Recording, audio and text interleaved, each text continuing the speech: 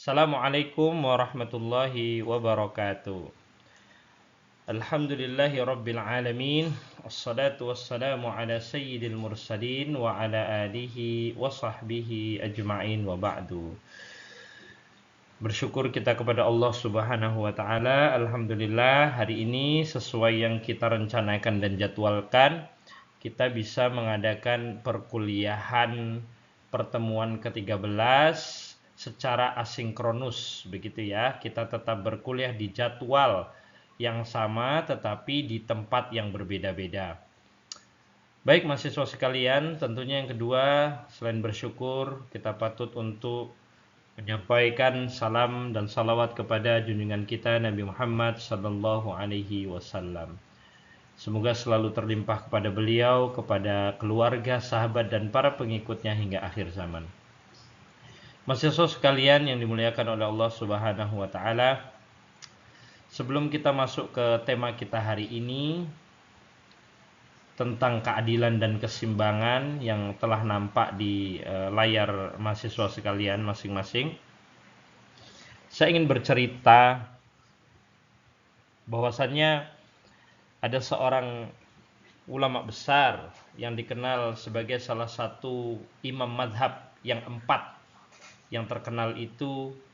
Kalau kita berbicara tentang imam madhab yang 4 dalam fikih, tentu kita akan sebut yang pertama adalah Imam Abu Hanifah karena itu yang paling dahulu, paling tua, lalu disusul dengan Imam Malik, lalu kemudian disusul oleh Imam Idris Muhammad bin Idris Asy-Syafi'i atau yang dikenal dengan Imam Asy-Syafi'i, lalu kemudian datang Imam Ahmad bin Hambal. Nah, pada bagian awal ini Imam Ahmad bin Hambal itu pernah dalam satu majelis ditanya oleh salah satu tolibnya, oleh salah satu muridnya, oleh salah satu santrinya lah kalau kita berbicara dalam konteks pesantren. Dalam satu khalaqah, imam itu ditanya oleh salah satu muridnya dan ia berkata kepada imam, "Ya imam, wahai imam, lau indaka da'watun mustajabah, kalau seandainya engkau diberikan satu kesempatan atau diberikan satu permintaan yang pasti, hanya satu ya, yang pasti permintaan itu dikabulkan oleh Allah Subhanahu wa taala." Maka kemudian muridnya ini kemudian melanjutkan, "Fama tas'al?" Apa yang engkau akan pinta? Apa yang engkau akan mohon? Dengan catatan tadi ya, hanya satu permintaan dan permintaan itu pasti dikabulkan. Maka jawaban Imam Ahmad bin Hambal ini sangat saya pikir dengan kata-kata apa ya, heroik mungkin ya, atau penuh dengan keteladanan. Maka sang imam ini kemudian menjawab, "Lau indi da'watun mustajabah." Kalau seandainya hal yang engkau tanyakan itu benar dan benar-benar hanya satu saja permintaan yang ada padaku dan pasti dikabulkan, maka kata Imam Ahmad ini mengatakan, "Ad'ullaha, aku akan meminta kepada Allah, ayyu'tiyana imaman adila." Maka aku akan meminta satu permohonan saja, yaitu adalah agar diberikan pemimpin yang adil.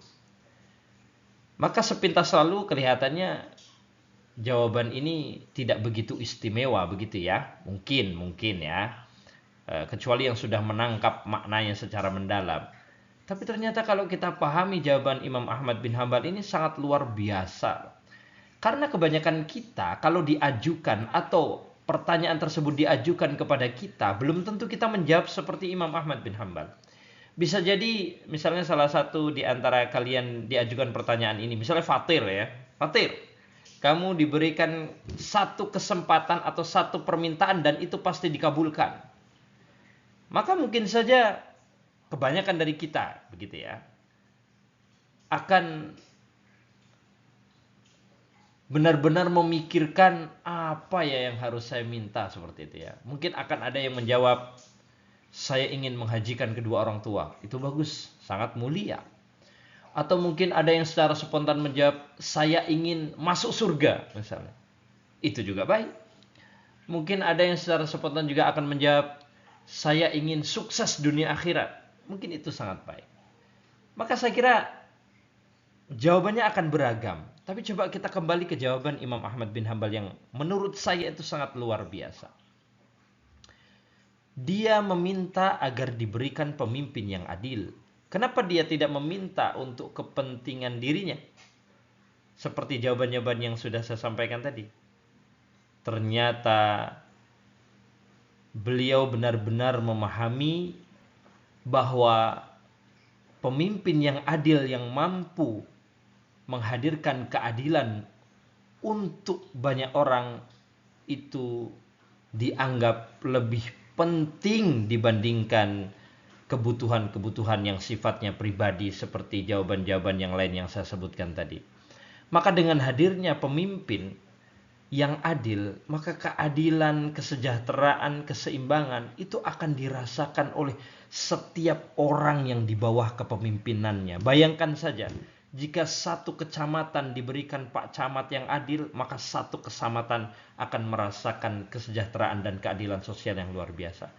Kalau kita angkat lagi lebih tinggi misalnya, satu negara diberikan raja, diberikan presiden yang adil, maka yang akan merasakan manfaat dan dampaknya bukan hanya keluarganya, tetapi seluruh negaranya akan merasakan, atau seluruh bangsa yang ada di negara itu akan merasakan dampak yang baik.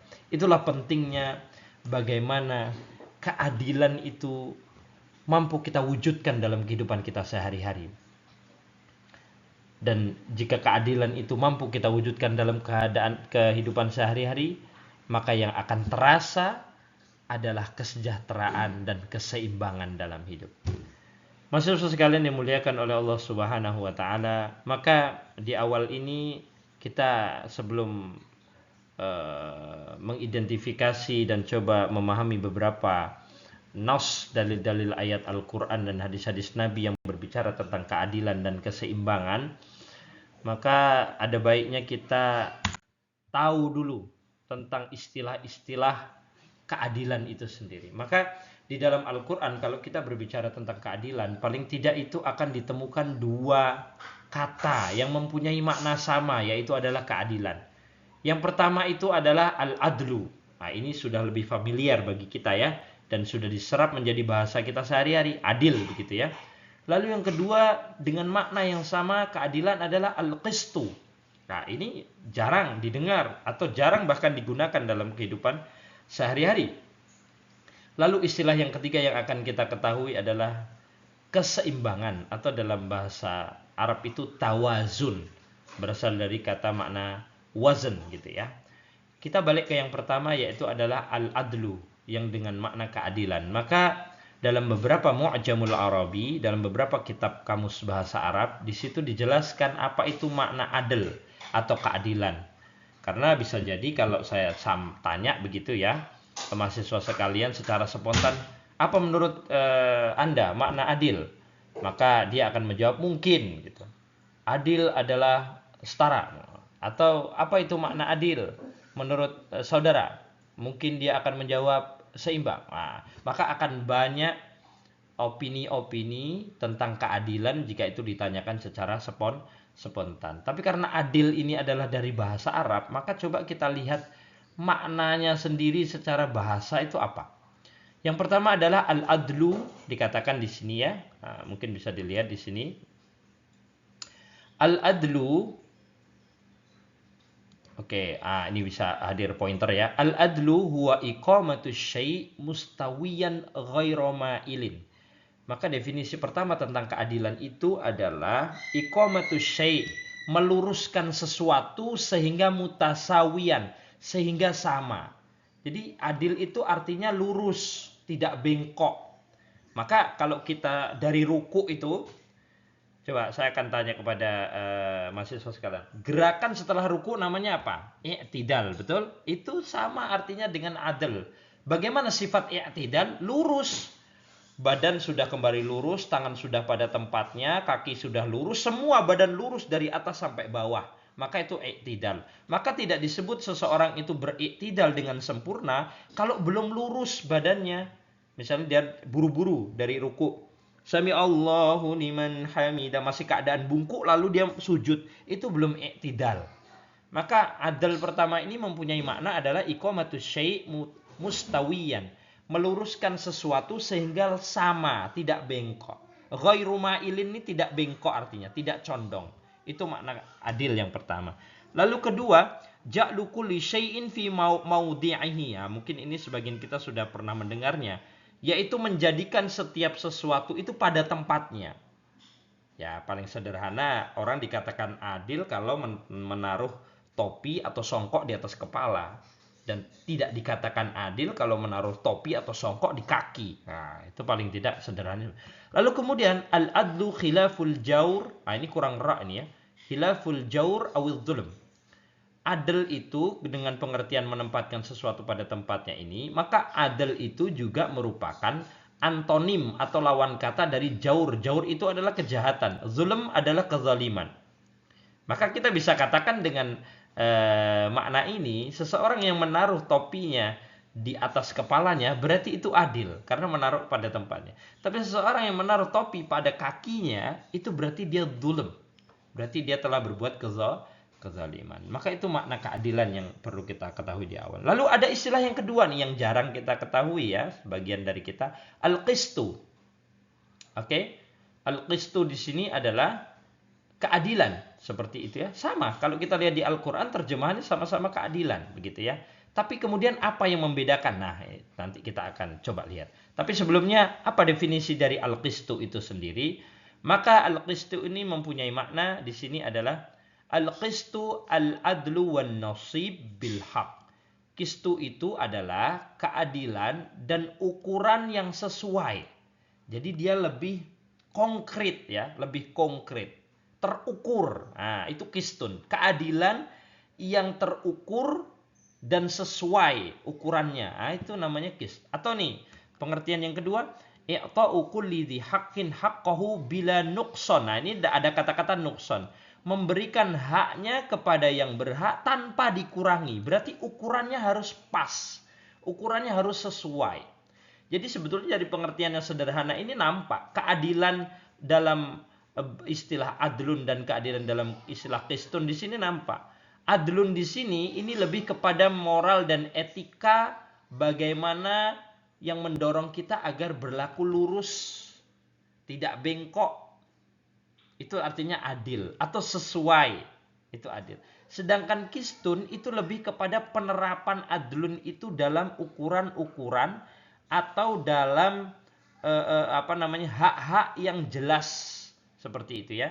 Maka di sini dikatakan memberikan hak-hak kepada yang berhak bila nukson, tanpa dikurangi. Artinya kita berbicara sesuatu yang terukur dengan jelas.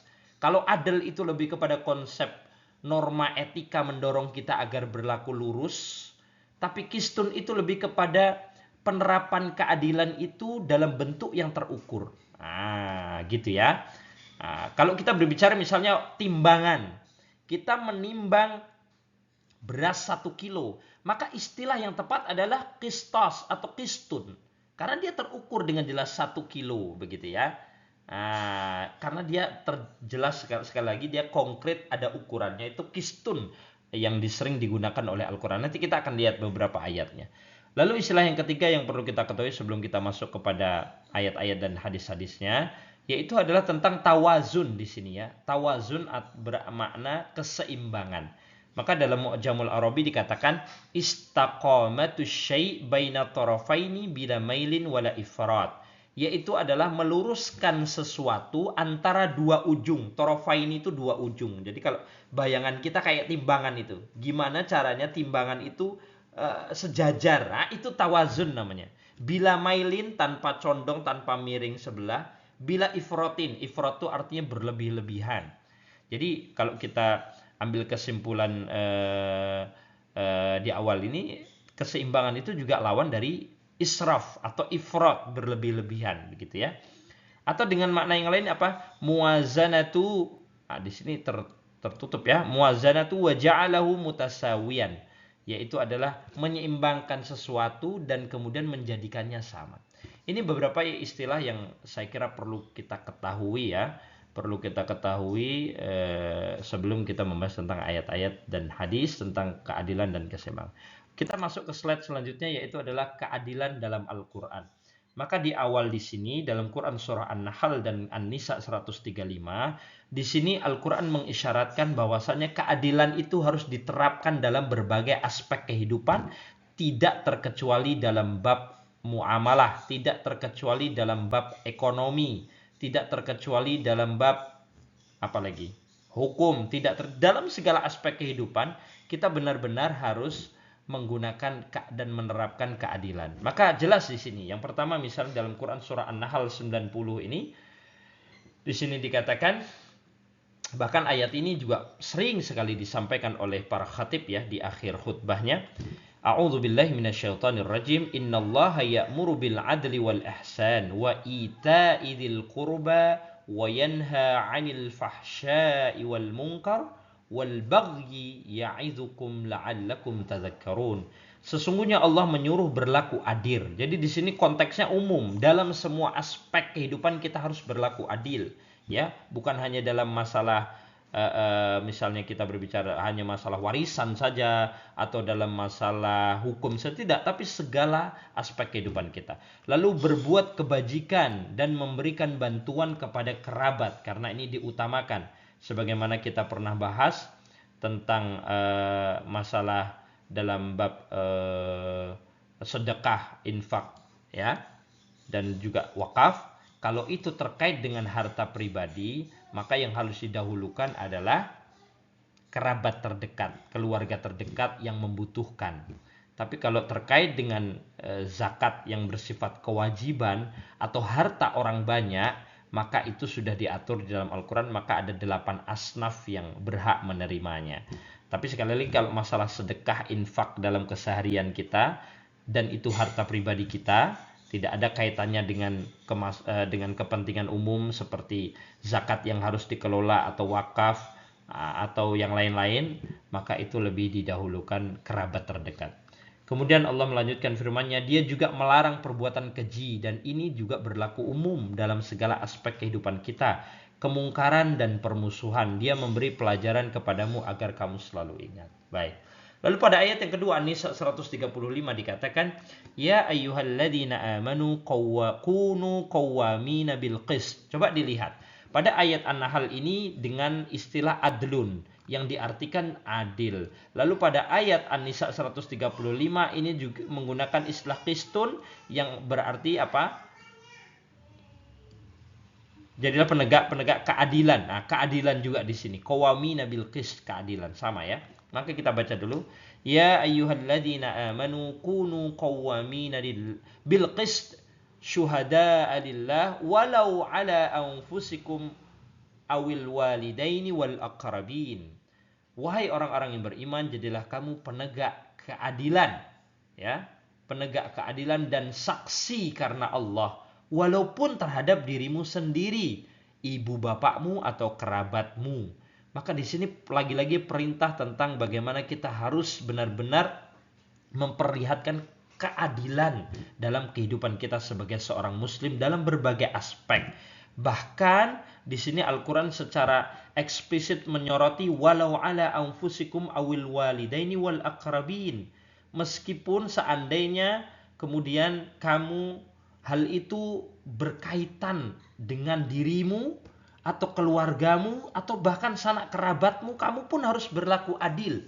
Jangan sampai pilih kasih seperti itu ya. Nah, ini sebetulnya ayat yang begitu keras menentang misalnya dalam hal nepotisme begitu ya.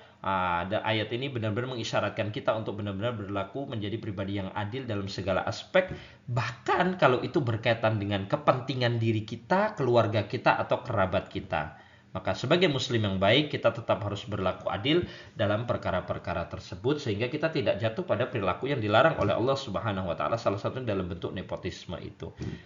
Maka mungkin bisa menambah penjelasan pada ayat An-Nisa 135 ini. Bahkan Nabi Shallallahu alaihi wasallam itu pernah secara tegas bersabda di hadapan umum begitu ya. Maka beliau mengatakan lau sarqat Fatimatu binti Muhammad, kalau seandainya Fatimah itu mencuri yang anaknya Muhammad itu, laqata'tuha yadaha, maka tetap saja akan diberlakukan hukuman sebagaimana hukuman yang berlaku bagi yang lainnya. Maka ini di sini Nabi benar-benar memberikan teladan, tidak ada arti pilih kasih ya. Tidak ada arti tidak menegakkan keadilan kalau itu adalah keluarga kita. Kita tidak mau menghukum misalnya dalam konteks pengadilan misalnya. Kalau itu adalah saudara kita, kalau itu adalah teman kita, maka di sini benar-benar Allah memerintahkan kepada orang-orang beriman untuk benar-benar menegakkan keadilan seadil-adilnya, walaupun itu atas diri mereka, orang tua mereka, keluarga mereka, atau sanak kerabat. Bahkan dalam hadis yang lain juga ditegaskan kan, qulil haqqa walau kana murran, itu juga dalam konteks untuk kita berlaku adil ya. Katakanlah yang benar itu benar walaupun itu pahit. Pahit bagi diri kita, pahit bagi keluarga kita, maka di situ kita benar-benar diperintahkan untuk menyatakan keadilan secara nyata dalam kehidupan kita sehari-hari. Baik, kita lanjutkan. Selanjutnya masih dalam konsep keadilan dalam Al-Quran. Sekarang dalam Quran surah Al-Maidah ayat 8 misalnya, di sini Allah berfirman, ya ayyuhalladzina amanu kunu qawwamina lillahi syuhada'a bil qist wala yajrimannakum syana'anu qaumin ala alla ta'dilu i'dilu huwa aqrabu littaqwa wattaqullaha innallaha khabirum bima ta'malun. Dalam Al-Maidah 8 ini Allah berfirman, wahai orang-orang yang beriman, jadilah kamu penegak kebenaran karena Allah. Oke, dan saksi-saksi yang bertindak dengan adil. Di sini menggunakan qistun dan di sini diterjemahkan dengan adil. Janganlah kebencianmu terhadap satu kaum mendorong kamu untuk berlaku tidak adil. Nah, di sini kemudian menggunakan kata adlun. Nah, sama-sama diterjemahkan menjadi adil. Berlakulah adil karena adil itu lebih dekat pada takwa. Bertakwalah kepada Allah, sesungguhnya Allah teliti terhadap apa yang kamu kerjakan. Ayat ini menegaskan kembali bukan hanya misalnya terhadap diri kita, keluarga kita, atau sanak kerabat kita sehingga kita cenderung pilih kasih, terhadap orang-orang yang tidak kita senangi, dalam tanda kutip di sini ya, konteksnya sangat luas, tidak disenangi karena apapun, maka itu harus kita juga berbuat adil. Tidak boleh karena gara-gara kita tidak senang lalu kita tidak adil, kita beratkan hukumannya misalnya kalau dalam konteks pengadilan, atau kita tuduh dia padahal tidak pada sebenarnya. Maka Allah kemudian menggarisbawahi di sini, meskipun itu terhadap sesuatu yang engkau tidak senangi atau kelompok masyarakat yang engkau tidak ada simpati terhadapnya, keadilan harus tetap ditegakkan. Maka ini luar biasa seperti itu ya. Nah, termasuk misalnya dalam hal jual beli begitu ya, keadilan harus ditegakkan dengan sebaik-baiknya misalnya. Ya, harus diberikan haknya dengan sesuai. Nanti datang si A karena kita tidak suka, kita naikkan harganya berkali-kali lipat yang itu menyelisihi harga pasar. Maka itu sudah tidak wajar. Kalau sudah tidak wajar, maka itu sebetulnya sudah ada kezaliman. Maka itu tidak boleh. Sedangkan kalau datang si B, maka kita murahkan jauh bahkan di harga pasar misalnya. Itu juga kezaliman bagi pedagang-pedagang yang lain misalnya seperti itu. Maka aspek keadilan ini benar-benar harus dijunjung tinggi dalam segala aspek kehidupan kita. Lalu yang keempat di sini dalam Al-An'am 152, Allah berkata, "Wala taqrabu malal yatim illa billati hiya ahsan." Ini konteksnya berbicara tentang harta anak yatim.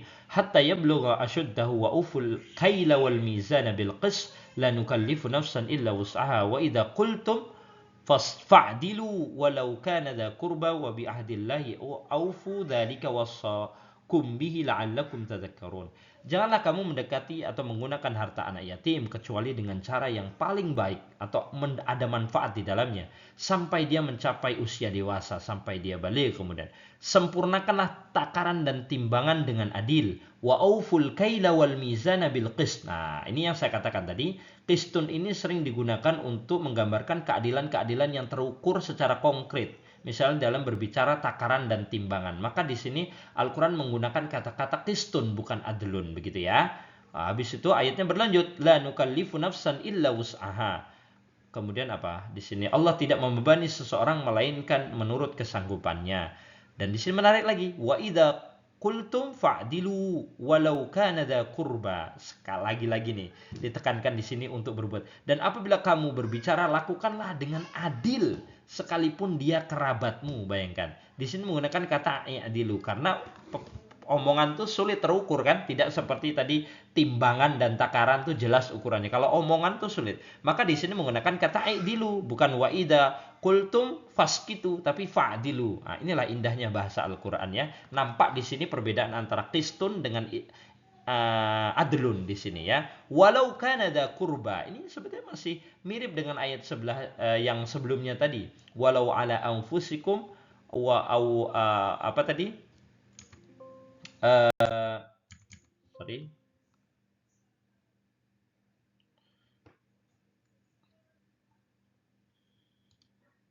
Oke, slide-nya ternyata tidak bisa kembali lagi ya. Tapi sebelum melanjutkan penjelasan tentang slide ini, maka tadi ditegaskan di ayat yang terakhir tadi bahwasannya kita berkata pun harus adil, menyatakan sesuatu pun harus adil, walaupun itu terkait misalnya dengan kerabat-kerabat kita.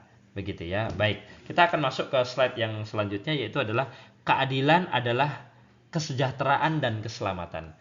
Maka kata-kata kesejahteraan dan keselamatan ini ada satu istilah yang bisa mewakili ini dalam konteks ekonomi Islam, yaitu adalah falah. Sebagaimana kegiatan-kegiatan kita terutama dalam konteks ekonomi Islam itu harus berorientasi kepada falah. Tujuan akhirnya adalah falah. Apa itu falah? Kesejahteraan dan keselamatan, bukan hanya di dunia tapi juga di akhirat. Oke, maka keadilan ini adalah kesejahteraan dan keselamatan. Ini sangat nampak sekali. Misalnya dalam hadis riwayat Bukhari dan Muslim, Nabi Shallallahu Alaihi Wasallam pernah bersabda, "Sab'atun yudhilluhumullahu yaumal qiyamati fi dhillih." Ada 7 golongan yang akan mendapatkan atau akan dinaungi oleh Allah pada hari kiamat. Tidak ada naungan selain dari naungannya.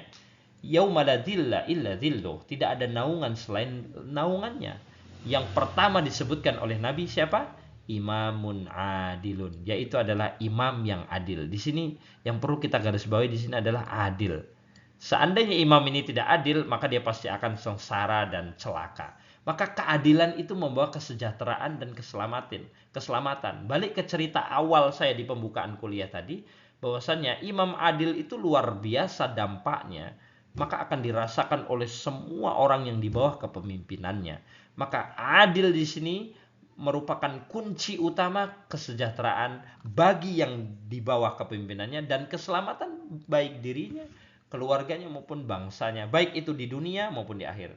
Kalau kita katakan satu negara itu berlaku adil, maka akan merasakan kesejahteraan itu rakyatnya. Tapi ketika pemimpinnya zalim, tidak melaksanakan, menerapkan dan mengimplementasikan keadilan dalam berbagai aspek kehidupan berbangsa, pasti akan terasa sekali sengsara kehidupan bangsa dan rakyatnya. Baik.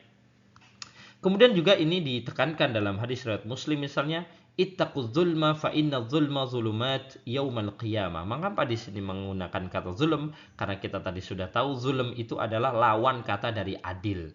Ya, siapa saja yang tidak berbuat adil, maka pasti dia akan menjumpai, paling tidak dalam teks hadis ini, menjumpai kegelapan pada hari kiamat. Artinya apa? Dia akan seperti orang yang tidak bisa melihat dalam kegelapan, tidak bisa merasakan kemudahan. Karena gimana gambaran orang kegelapan tuh? Bingung gitu ya. Tidak ada cahaya tuh orang tuh bingung gitu ya.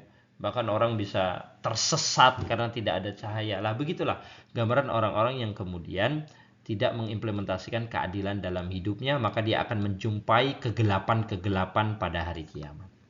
Baik.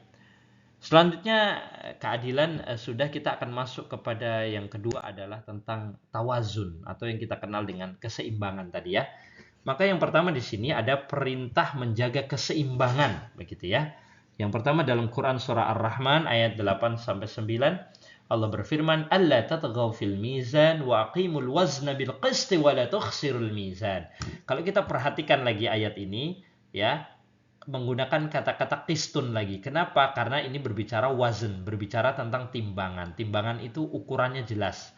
Maka di sini tidak menggunakan kata-kata adlun. Maka Allah berfirman agar kamu tidak melampaui batas dalam timbangan itu, tegakkanlah timbangan itu dengan adil dan janganlah kamu mengurangi timbangan itu.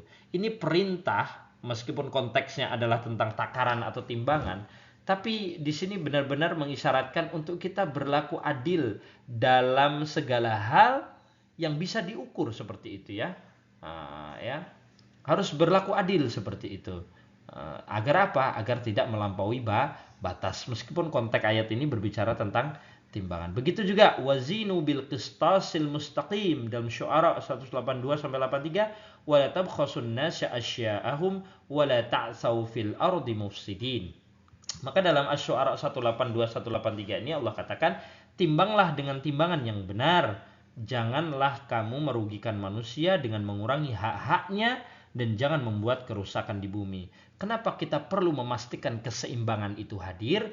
Ketika keseimbangan itu hilang, maka yang terjadi apa? Maka hak-hak orang akan dicederai. Hak-hak manusia akan dikurangi. Atau dengan kata lain, pasti ketika keseimbangan itu hilang, akan ada manusia-manusia yang dirugikan. Dan tidak berhenti di situ. Ketika keseimbangan itu hilang, dampak buruk yang lainnya adalah apa? Akan terjadi kerusakan di bumi. Dan ini konteksnya sangat umum. Tergantung keseimbangannya dalam bidang apa dulu. Kalau dalam lingkungan, ketika keseimbangan tidak dijaga, maka lingkungan akan rusak. Dalam konteks muamalah misalnya, ketika tidak dijaga keseimbangan, maka pasti muamalahnya akan batil, akan rusak, akan terjadi riba di situ, akan terjadi kecurangan di situ karena keseimbangan tidak dijaga. Baik, kemudian di sini tawazun dalam segala hal. Dalam Quran surah Al-Qasas ayat 7 itu sebetulnya sudah diingatkan kita agar benar-benar kita dapat menjalani kehidupan ini dengan seimbang, begitu ya. Maka Allah katakan wabtaghi fima atakallahu ad-daral akhirah wa la tansa nasibaka minad dunya wa ahsin kama ahsanallahu ilaik wa la tabghil fasada fil ardi innallaha la yuhibbul mufsidin. Dan carilah apa yang telah dianugerahkan Allah kepadamu, negeri akhirat, pahala akhirat. Tetapi jangan kamu lupakan bagianmu di dunia. Berbuat baiklah kepada orang lain sebagaimana Allah telah berbuat baik kepadamu sampai akhir ayat. Di sini sangat jelas kalau kita pahami ya, bagaimana Islam mengajarkan kita arti keseimbangan yang sebenarnya. Dari apa-apa yang kita dapatkan, seorang muslim itu orientasi kehidupannya adalah akhirat. Begitu ya, betul, akhirat itu lebih penting daripada kehidupan dunia. Tapi itu bukan berarti lalu kita tidak seimbang dalam hidup, dengan artian hanya memikirkan akhirat saja dan kemudian melupakan nasib kita di dunia. Maka itu tidak sesuai dengan titah dari Al-Quran yang telah baru kita baca tadi. Maka Al-Quran memerintahkan kita, betul, orientasi kehidupan orang beriman itu adalah akhirat, dan akhirat itu khairum laka minal ula, lebih baik daripada kehidupan dunia, itu betul. Tetapi dalam pengertian itu juga tidak boleh kemudian melahirkan sikap tidak tawazun. Artinya apa? Segala sesuatunya dalam artian benar-benar hanya tentang akhirat saja, sehingga apa? Kehidupan dunianya, kehidupan sosialnya, kehidupan bertetangganya, yang dia pikirkan hanya sholat saja misalnya, hanya ibadah saja. Maka itu benar-benar orang seperti itu telah kehilangan tawazun dalam kehidupan sehari-hari. Maka Al-Quran sekali lagi menegaskan, betul, orientasi kita adalah akhirat. Pikirkan bagaimana nanti engkau akan menjalani, bukan hanya pikirkan, persiapkan ya dari apa yang engkau dapati di dunia ini untuk bagaimana kehidupanmu nanti di akhirat. Tapi sekali lagi jangan lupa bagaimana bagianmu atau kehidupanmu di dunia. Jadi kita harus menyeimbangkan kehidupan di dunia kita juga hasanah, kehidupan akhirat juga hasanah. Sebagaimana diabadikan dalam Quran Al-Baqarah yang kita hafal itu sebagai doa misalnya, Rabbana atina fid dunya hasanah wa fil akhirati hasanah. Itulah keseimbangan yang diajarkan oleh agama kita. Hasanah di dunia juga hasanah di akhirat. Begitu juga misalnya dalam hadis ini, muttafaq alaih di sini, hadis ini diriwayatkan oleh Bukhari dan Muslim. Ama wallah, di sini Nabi Shallallahu alaihi wasallam bersumpah. Ama wallah, demi Allah, inilah akhsyakum lillah, aku ini adalah orang yang paling takut kepada Allah, wa atqakum lahu, dan yang paling bertakwa kepada Allah di antara kalian. Lakinni asumu wa uftir, akan tetapi aku itu puasa tapi juga berbuka. Wa usalli wa arkut, misalnya di sini tertutup tulisannya. Dan saya sholat tapi juga kemudian saya tidur. wa atazawwajun nisa, tetapi saya juga menikahi perempuan. Maka Nabi menegaskan dalam akhir sabdanya, faman raghiba an sunnati falaysa minni. Siapa yang membenci sunnahku maka dia bukan golonganku. Sebetulnya menjelaskan apa hadis ini? Hadis ini sebetulnya adalah menjelaskan tentang bagaimana kita harus menjaga keseimbangan dalam hidup. Jelas sekali di sini Nabi mengatakan, asumu wa uftir. Saya puasa tapi saya juga makan. Usolli, saya sholat tapi saya juga tidur. Jadi bukan sholat saja, bukan puasa. Kenapa? Ternyata asbabul wurud hadis ini, datanglah beberapa orang ke rumah Nabi Shallallahu Alaihi Wasallam dan kemudian menanyakan bagaimana Nabi menjalani atau melaksanakan ibadah. Dan ketika mereka mendengarkan bagaimana Nabi menjalankan ibadah, bahkan dalam satu riwayat itu kalau Nabi berdiri itu lamanya luar biasa. Dan ketika itu dalam satu riwayat juga dikatakan bisa sampai kakinya itu berbekas atau bengkak-bengkak ya, saking lamanya berdiri. Ketika mendengar penjelasan bagaimana Nabi beribadah itu, maka 3 orang di antara mereka itu salah satunya mengatakan, saya bersumpah setelah ini saya akan berpuasa sepanjang tahun. Satunya lagi, saya bersumpah saya akan sholat sepanjang malam. Satunya lagi, saya akan benar-benar beribadah dengan khusyuk dan saya akan menjauhi wanita. Maka mendengar jawaban orang-orang ini, maka Nabi sampai bersumpah, demi Allah saya ini orang yang paling takut dan paling bertakwa di antara kalian, tetapi tidak berlebihan juga dalam hal ibadah seperti itu. Saya puasa tapi saya berbuka, saya sholat tapi saya juga tidur, saya juga menikahi perempuan. Nah, di sini Nabi mengajarkan keseimbangan yang luar biasa dalam menjalani kehidupan. Begitu ya. Maka lawan dari keseimbangan tawazun itu adalah salah satunya adalah ghulu. Maka Nabi dalam kesempatan lain bersabda, iyyakum wal ghulu. Hati-hati kamu terhadap ghulu. Apa itu? Berlebih-lebihan sehingga hilang keseimbangan dalam hidup. Fa innama ahlaka man kana qablakumul ghulu fid din. Karena kaum-kaum sebelum kita itu banyak kemudian dihancurkan atau hancur mereka gara-gara mereka berlebihan dalam agama. Maka juga tidak boleh berlebihan meskipun itu dalam hal ibadah, meskipun itu dalam hal agama kita tidak diperbolehkan, karena justru itu yang kemudian menghantarkan kita kadang-kadang kepada sesuatu yang melampaui batas sehingga hilang keseimbangan dalam kehidupan kita. Baik. Saya kira ini yang keadilan dan tentang tawazun ya. Lalu ini adalah Quran surah Al-Hasyr ayat 7. Mari kita baca bersama-sama. Ma afa Allahu ala rasulihi min ahlil qura falillahi walir rasul walidil qurba wal yatama wal masakin wa ibnis sabil kay la yakuna dulatan bainal aghniya'i minkum wa ma atakumur rasul fakhudhuhu wa ma nahakum anhu fantahu wattaqullaha innallaha syadidul iqab. Allah berfirman, apa saja harta yang diperoleh tanpa peperangan yang dianugerahkan Allah kepada Rasulnya dari penduduk beberapa negeri adalah untuk Allah, untuk agama Allah, untuk Rasulnya, untuk kerabat Rasul, untuk anak yatim, untuk orang miskin, dan untuk orang yang dalam perjalanan yang mengalami kesulitan. Demikian agar harta itu tidak beredar hanya di antara orang-orang kaya saja. Apa yang diberikan Rasul kepadamu, terimalah. Dan apa yang dilarang bagimu maka tinggalkanlah. Bertakwalah kepada Allah, sesungguhnya Allah sangat keras hukumannya. Maka ini adalah surat Al-Hasyr ayat ke-7 ya. Kita sudah baca ayatnya dan kemudian terjemahannya. Tugas yang terakhir dari perkuliahan kali ini adalah silakan lakukan analisis melalui pertanyaan pemantik berikut ini. Jelaskan bagaimana Quran surah Al-Hasyr ayat 7 yang baru saja kita baca tadi dapat dipahami sebagai model distribusi ekonomi Islam yang menggabungkan nilai keadilan al-adlu yang kita sudah bahas tadi dan mekanisme keadilan operasional al-qistu dan kemudian prinsip keseimbangan sosial ekonomi tawazun keseimbangan dan kemudian berikan penjelasan yang menunjukkan hubungan ketiga konsep tersebut. Jangan lupa. Jadi selain ini ada poinnya kemudian menunjukkan hubungan ketiga konsep tersebut serta aplikasinya dalam konteks ekonomi masyarakat modern. Mungkin ini bisa diberikan satu contohnya saja. Apa contohnya? Begitu ya. Maka silahkan kerjakan tugas ini. dengan tulis tangan ya. Jadi ini adalah tugas individu. Silakan kerjakan dan segera diselesaikan dan kumpulkan sesuai waktu yang sudah ditentukan di island tersebut. Saya kira demikian penjelasan materi perkuliahan minggu ke-13 dari saya hari ini. Semoga bermanfaat dan semoga Allah mengajarkan kepada kita ilmu-ilmu yang bermanfaat. Dan harapannya setelah kita benar-benar memahami tentang keadilan dan keseimbangan ini, maka harapannya kita bisa mengimplementasikan terlebih lagi sebagai sarjana ekonomi Islam dapat benar-benar memahami nilai-nilai ini sehingga mampu mengimplementasikannya dalam praktek-praktek ekonomi yang akan dijalani dalam kehidupan sehari-hari. Demikian dari saya. Al-afu minkum, mohon maaf atas segala kekurangan dan kesalahan.